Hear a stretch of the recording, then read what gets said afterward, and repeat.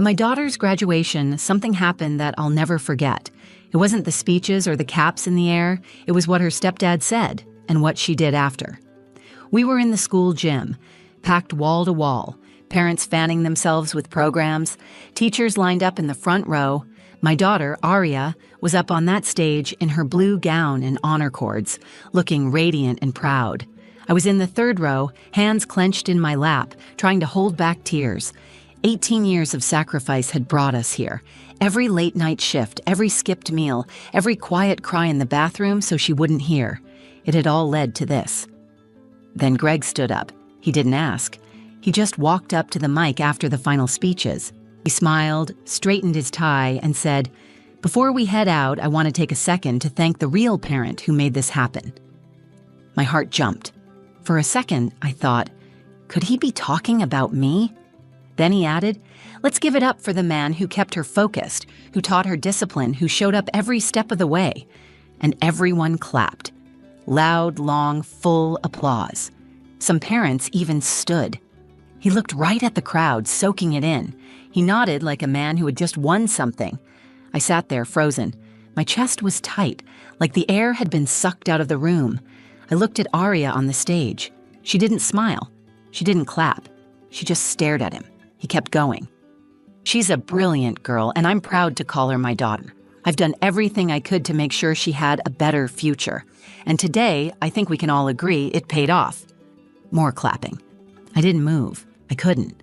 I had spent years doing the invisible work, working night shifts as a nurse while she slept, skipping birthdays to pay for textbooks, fighting for her when teachers underestimated her.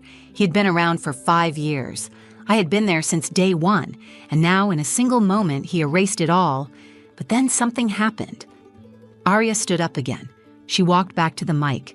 Slow, steady, heels clicking against the wood floor. The crowd was still smiling, still buzzing from his speech. Greg stepped aside, probably thinking she was about to thank him too. But she looked right at me, and she said, "I want to tell you what he doesn't want you to know." The room went silent. People sat back down. You could hear the air conditioning hum above us. And just like that, everything changed.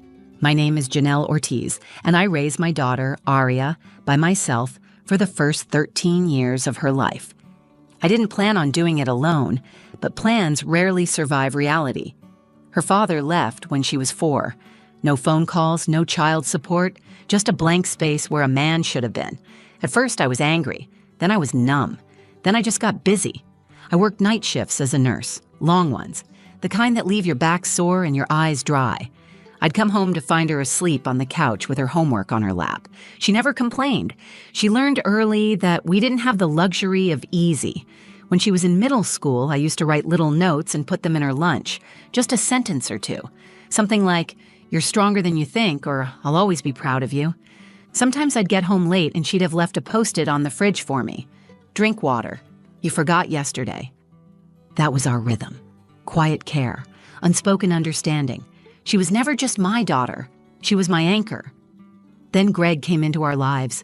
We met at a hospital charity gala. He was charming, confident, successful, said all the right things.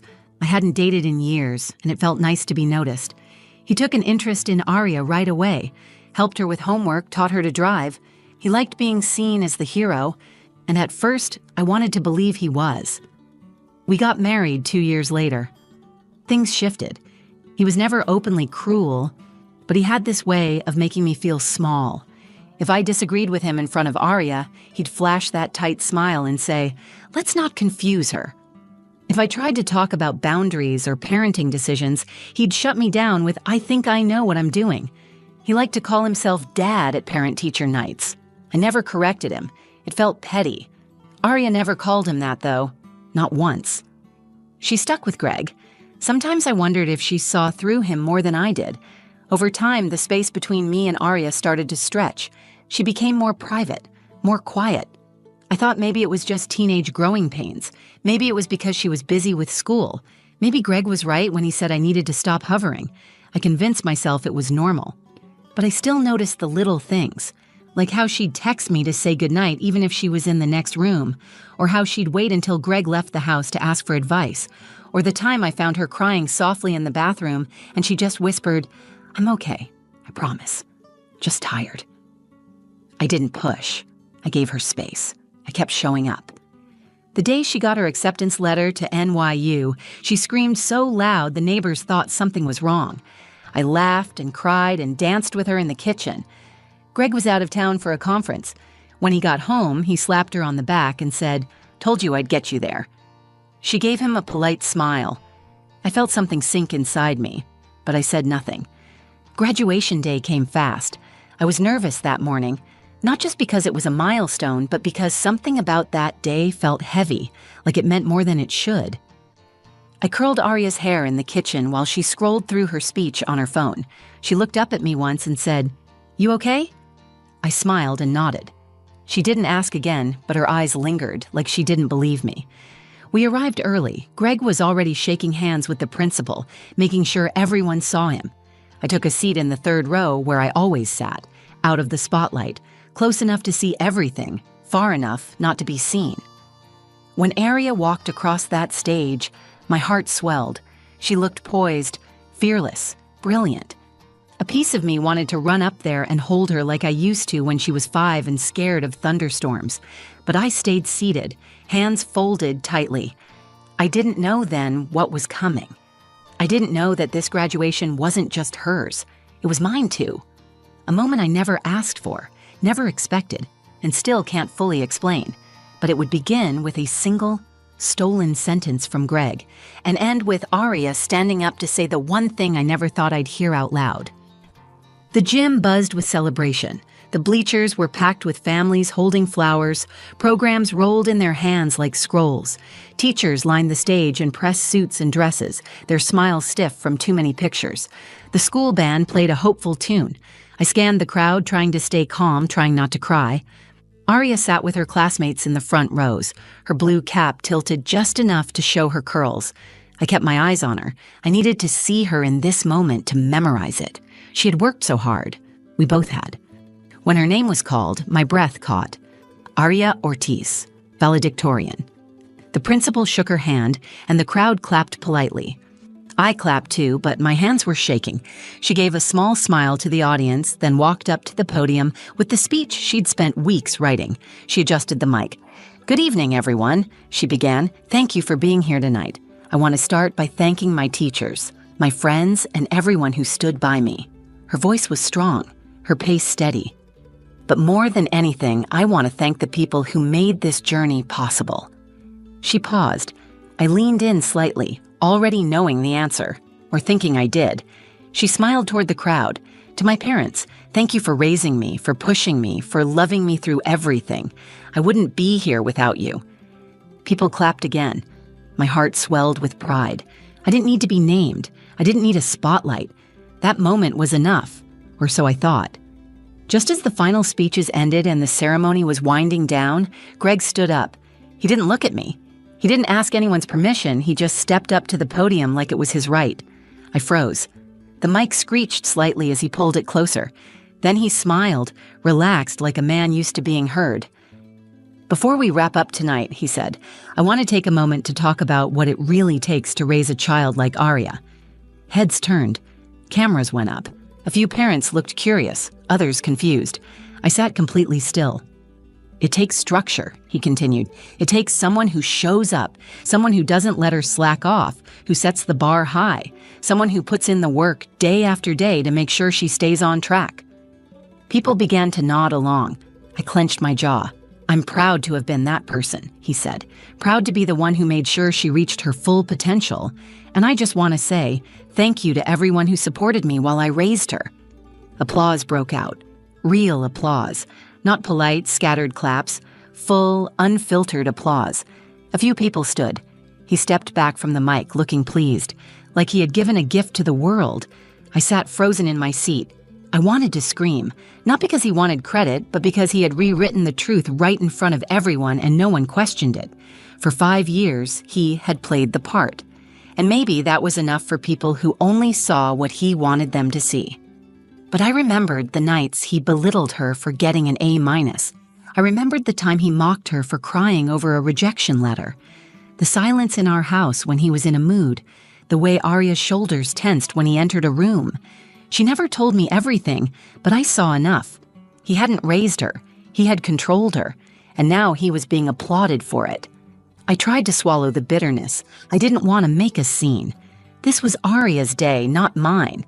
If she wanted to let him have his moment, I could accept that. I could shrink a little more. I was used to it. But then Arya stood up again. She didn't smile. She didn't look at Greg. She walked to the podium slowly, her cap in one hand. There was something in her eyes I hadn't seen before. Not sadness, not pride, resolve. The crowd quieted. Whispers rippled through the bleachers. Someone asked, "Is she doing a second speech?" Someone else shushed them. She leaned into the microphone. "I want to tell you what he doesn't want you to know." And the room fell completely silent. The sound of Arya's voice through that microphone cut through the room like glass. It wasn't loud, but it didn't need to be. It was clear, focused, unapologetic. "I want to tell you what he doesn't want you to know." All the clapping stopped. You could hear a chair creak, a baby murmur in the back. Even the band kids in the corner went quiet. Greg shifted beside her. His smile faltered, but he kept it on his face like a mask that was beginning to crack. I sat motionless in the third row, staring at my daughter. My heart was pounding in my chest. I didn't know what she was about to say. I didn't even know if I wanted her to say it. Part of me hoped she'd stop, that she'd walk back to her seat and let the moment go. But I also knew this wasn't about me anymore. She wasn't doing this for applause. She was doing it because something inside her had finally decided to stop being quiet. She looked out over the crowd, then down at Greg. Her voice didn't shake. "He says he made this happen, that he was the one who showed up every day and raised me into the person I am." Greg stared back at her, still smiling, but now he looked like he was trying to figure out whether to laugh it off or stop her. He didn't move. Arya looked straight ahead. But the truth is, he came into my life when I was already halfway grown. My grades were already strong. My goals were already clear. My work ethic came from watching my mom get up every single morning before sunrise to go work a job that left her feet blistered and her eyes red. She never missed a shift. She never gave up. She made sure I had food, books, clean clothes, and time to study. She stayed up late proofreading my essays even after working 12 hours. When I failed, she never told me I wasn't good enough. She told me to try again. My throat tightened. I didn't move. I didn't want to ruin the moment. Arya kept going. Greg was a part of my life, yes, but he didn't raise me. He controlled me. He criticized me when I wasn't perfect. He reminded me constantly that I was lucky to have him, that I'd never get into college without him. Gasps rippled through the crowd. A teacher in the front leaned forward, her expression stunned. Greg shifted again, this time with a clenched jaw. "He wants you to think he built me," Arya said. "But the truth is, he tried to take credit for something he never created." She turned and for the first time looked directly at me. "My mom is the reason I'm here. Not just at this ceremony. Here, in this life. She kept me together when I wanted to fall apart. She believed in me when no one else did. She made sacrifices no one saw and never asked for anything in return." Her voice cracked, just once, but she didn't stop. "She didn't come up here and talk. She never needed to, but I do." She walked away from the podium and stepped off the stage. Greg stood motionless as she passed him. His eyes followed her, but he didn't say a word. There was no applause this time. Only silence. Raw, heavy silence. Arya walked straight to me. She bent down, wrapped her arms around my neck, and held me like she used to when she was little, and the world felt too big. She whispered, "I saw everything, Mom." I always did. I couldn't speak. I just held her. Something deep inside me cracked open in that moment. Not from pain, but from the release of years of being invisible. Every time I had swallowed my pride to keep the peace, every night I had cried into my pillow so she wouldn't hear, every sacrifice I made in silence was suddenly, publicly seen. She didn't just take back her story, she gave mine a voice too. That was the moment the tide turned, not just for her, for me. I don't remember breathing in those first few seconds after Arya hugged me. I just remember the way her arms wrapped around me and how tightly she held on. like she had waited years to say what she did, like letting go too soon would erase it all. The crowd stayed quiet. No one moved. No one clapped. There were no polite smiles or congratulatory nods. Just silence. Thick, undeniable silence. Greg was still standing beside the podium. I turned to glance at him. His arms were stiff at his sides, his eyes scanning the audience. He looked lost, stripped, like the stage he had stepped onto so confidently had vanished beneath his feet. For the first time since we had met, I saw him as he really was. Not charismatic, not clever, just a man who thought control was love and that performance was truth.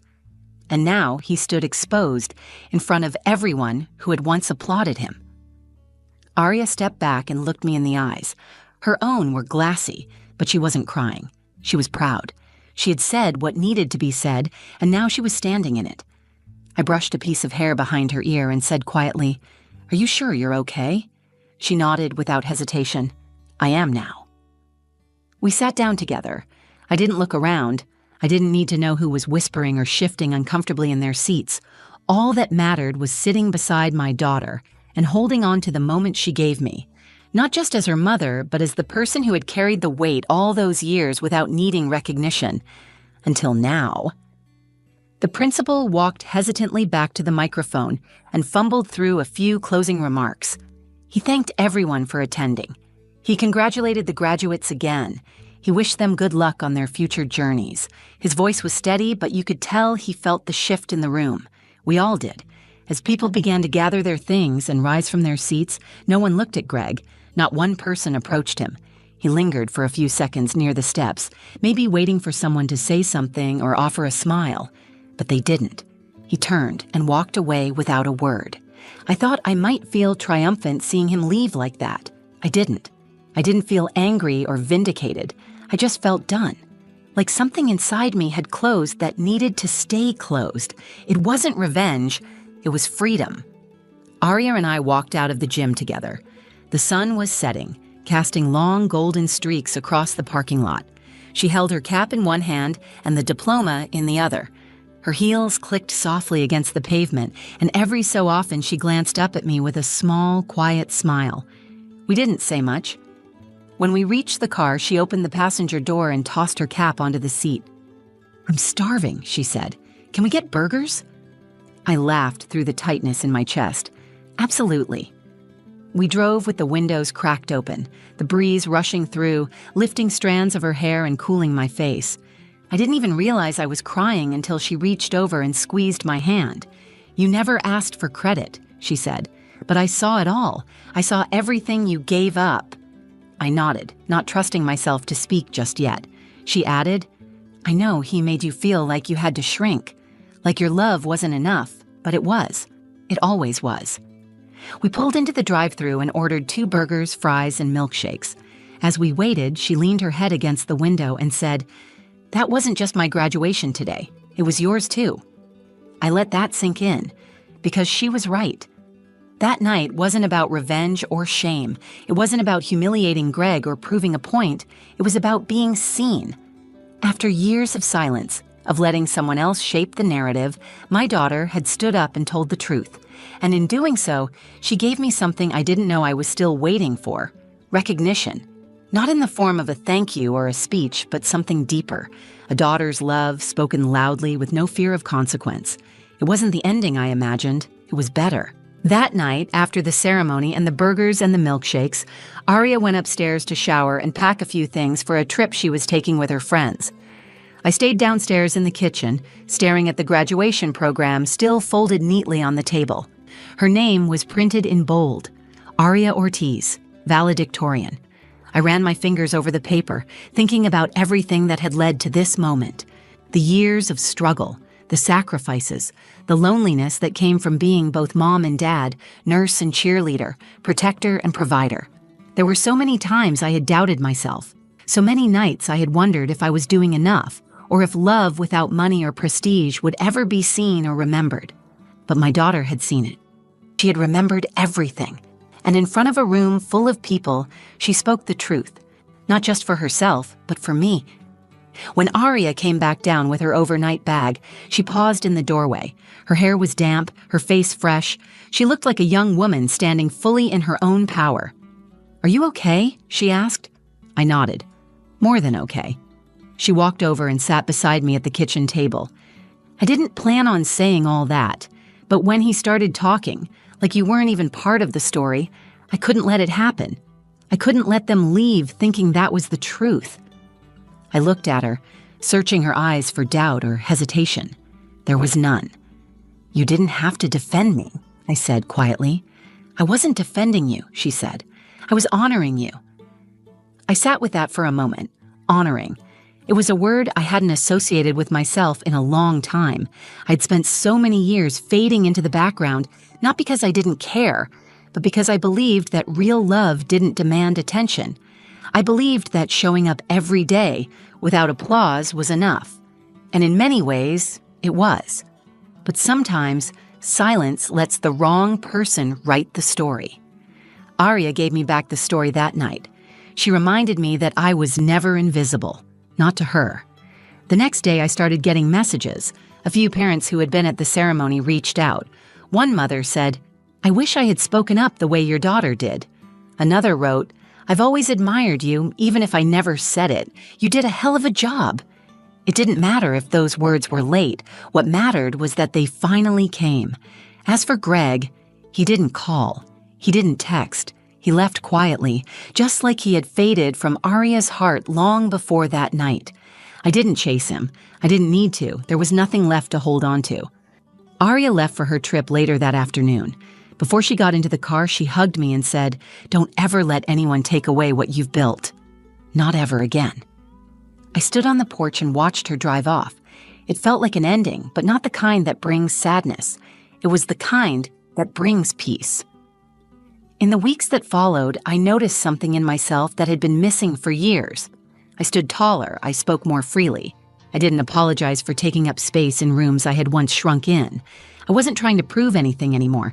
I was just living as someone who knew her worth had finally been seen. Arya and I still talk every day. When we hang up, she always says, "Love you, Mom, I mean it." And I always say, "Love you more." That's our thing.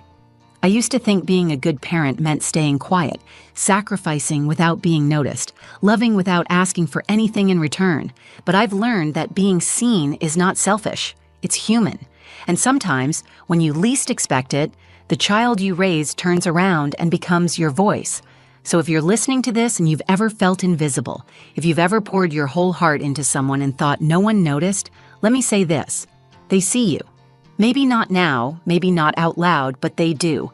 And one day, in their own words, in their own way, they'll tell the world what you meant to them. And when they do, it will change everything. If this story moved you, if it reminded you of someone in your life who showed up when no one else did, take a moment right now. Send them a message. Tell them thank you. Sometimes the quietest heroes need to be reminded they were never invisible. And if you felt something while watching this, share this video. Someone out there needs to hear it. Don't forget to like the video if it resonated with you. Leave a comment to tell me what part hit you the hardest, and subscribe to the channel for more real, raw stories just like this one. Thank you for listening. And to every parent, every caregiver, every person who's ever loved silently, you are seen.